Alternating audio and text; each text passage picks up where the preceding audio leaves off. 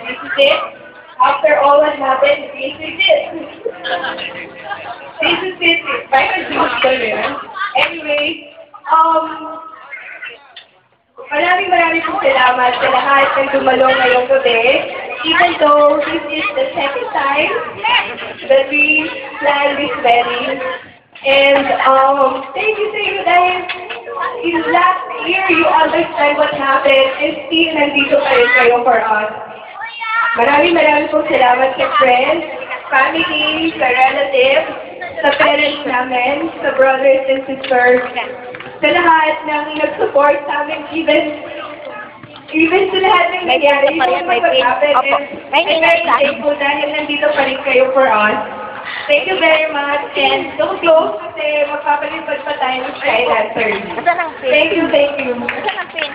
Okay, thank you so much. Get ready.